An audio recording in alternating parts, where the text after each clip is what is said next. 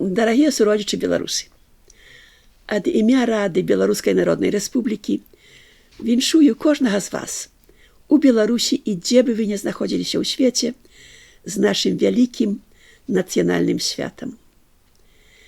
Незалежнасць абвесцілі продкі ўсіх нас перад тым, як акупанты пачалі дэнацыяналізаваць наш народ.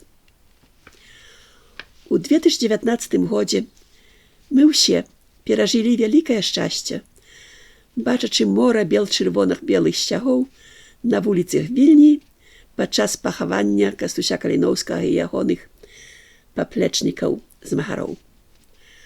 Усім вам, хто спрычыніўся да гэтага слаўнага дня, хочу сёння яшчэ раз падзякаваць з глыбіні душы.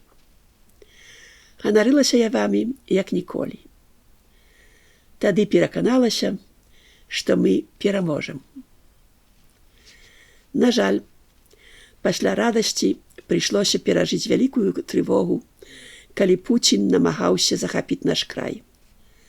Дай Божа, каб гэта ўсё толькі было страшным кашмарам, які мы мусілі перажыць, каб усведаміць сабе вартасць для кожнага з нас незалежнасці нашай дзяржавы.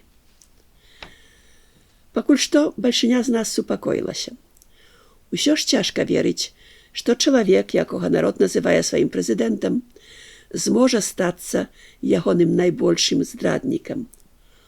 Хочацца думаць, што людзі нашыя, а менавіта нашая моладзь, адчула, што незалежнасць вартая таго, каб мы яе баранілі ўсе, кожны як можа, шчыльнымі радамі.